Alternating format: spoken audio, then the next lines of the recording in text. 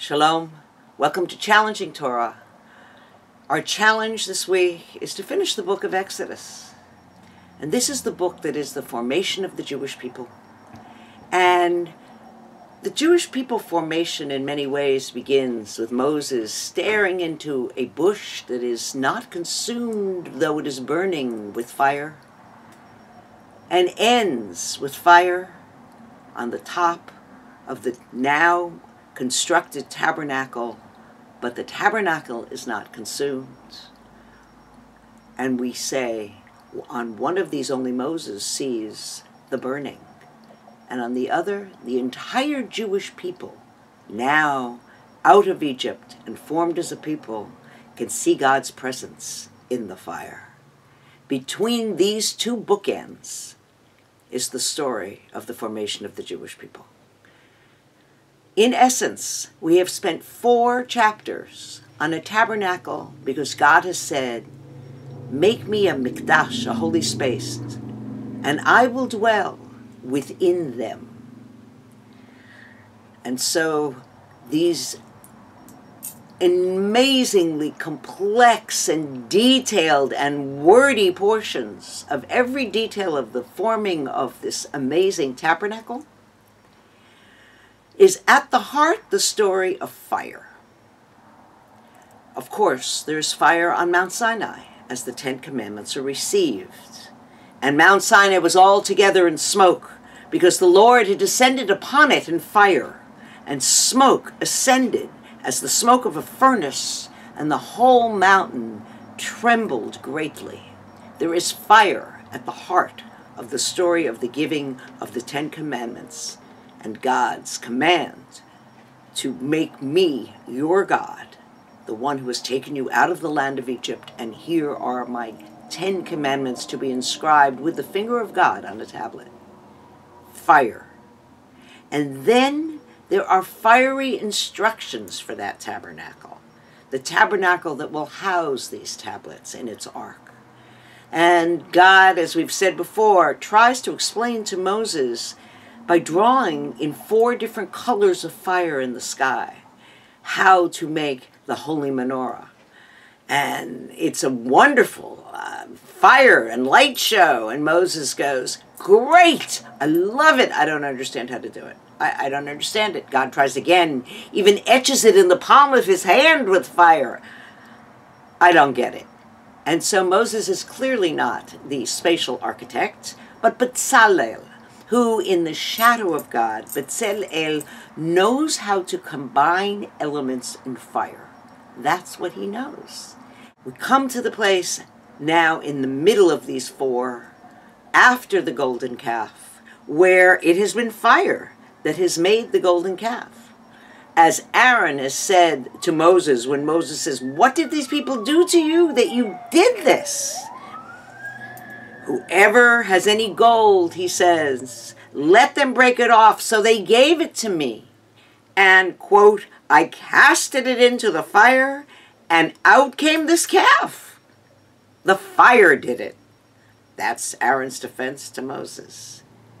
There is fire at the heart of this story.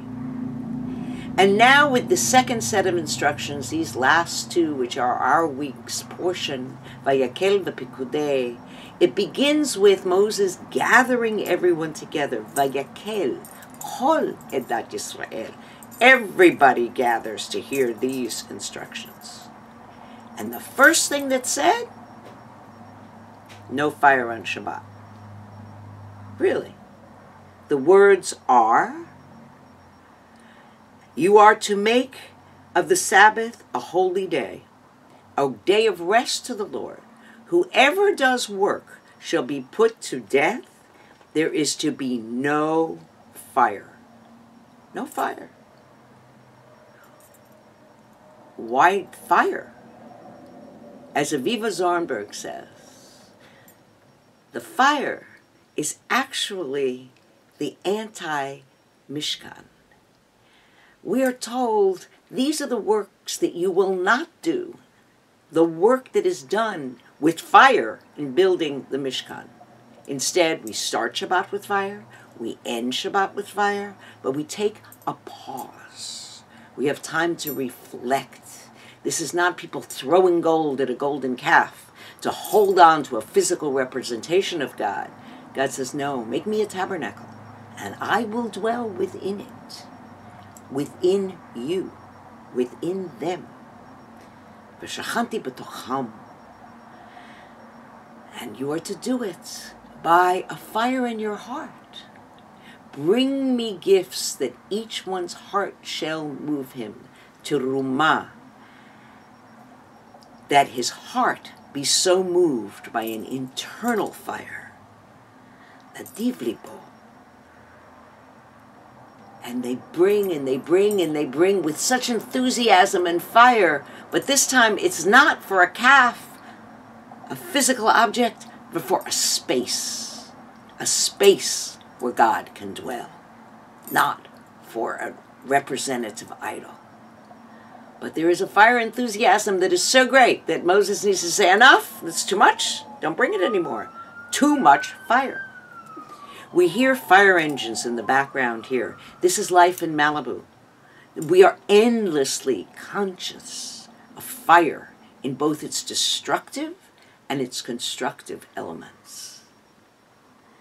And then, as the tabernacle stands, we're reminded of the musar quality, the midah, our inner quality that's required of us as Jews, and that is bitachon, faith, trust. The words say, and Moses was not able to enter the tent of meeting because the clouds were on it, and the glory of the Lord filled the tabernacle. And when the cloud was taken up from over the tabernacle, the Jews went onward with their journeys. For the cloud of the Lord was upon the tabernacle by day, and the fire was on it by night, in the sight of all the house of Israel throughout their journeys. For the cloud of the Lord was upon the tabernacle, and fire by night. Everyone could see it. But what happens when we can't see it? What happens when the cloud covers the tabernacle? What happens when we can't see the fire? Yes, these are bookends, and all Israel can see the fire, but not all the time. And so our task, our challenge, is one of bitachon, of trust. How can we know when to hold on, even in times that God's face is hidden by the cloud, hidden by darkness? And so the book ends with the same ending that we say with every book of the 5 books of Moses. Chazak, chazak, v'nit chazek. Be strong, be strong, be strengthened. Be strengthened in your faith. Be strengthened in your staying power. Be strengthened in your ability to see the fire. Shabbat Shalom.